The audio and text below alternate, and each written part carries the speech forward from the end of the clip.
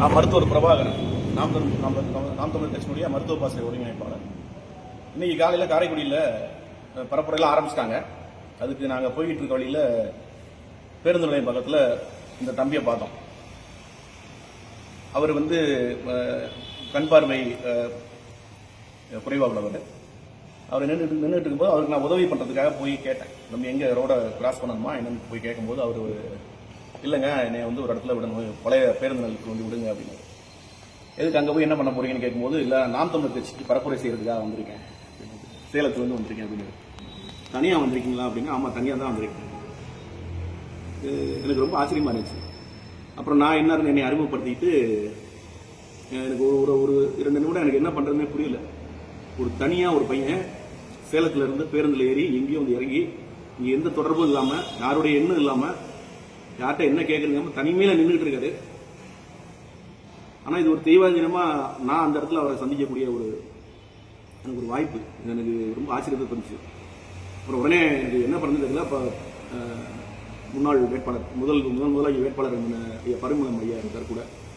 அவரையும் கூட்டிக்கிட்டு தம்பி என்னுடைய வாகனத்தில் ஏற்றிக்கிட்டு இங்கே நம்ம கொஞ்சம் மண்டபம்லாம் ஏற்பாடு பண்ணிடுவோம். வெளியூர்லேருந்து நிறைய தம்பிகள் வர்றாங்க பரப்புரைக்கு.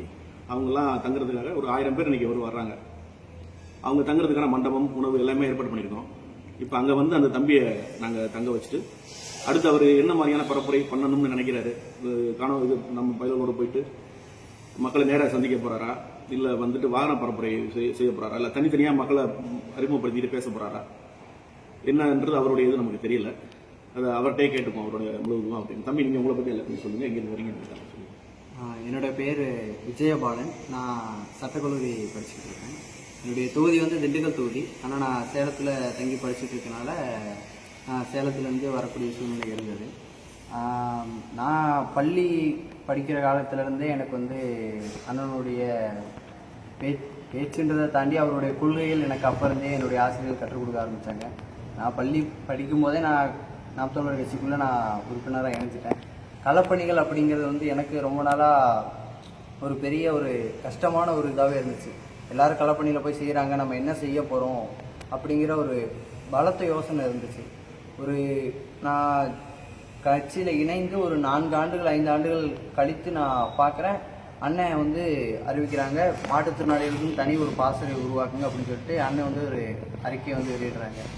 அந்த அறிக்கையை வெளியிட்டதுக்கு அப்புறம் தான் அதுக்கப்புறம் எனக்கு இன்னும் சரி, அண்ணனே இதில் முன்னெடுத்து செய்யும் போது நம்ம தோண்டு போய் நம்ம நிற்கக்கூடாது அப்படிங்கிற ஒரு எழுச்சி எனக்கு வந்துச்சு. அதன் பிறகு தேர்தல் காலங்களாக இருக்கட்டும், மற்ற காலங்களில் குருதிக்கொலை பாசறை சார்பான மாணவர்கள் மத்தியில் செய்கிறதா இருக்கட்டும், இல்லை உறுப்பினர் சேர்த்திய முகாமாக இருக்கட்டும், அது என்னால் முடிஞ்ச அளவுக்கு நான் இப்போது சேலத்தில் படிக்கிறதுனால சேலம் தொகுதிகளில் என்னால் முடிஞ்ச அளவுக்கு நான் களப்பணியிலையும் செஞ்சுக்கிட்டு இருக்கேன். இப்போது அண்ணனுடைய மாநாடுகள்லையும் நான்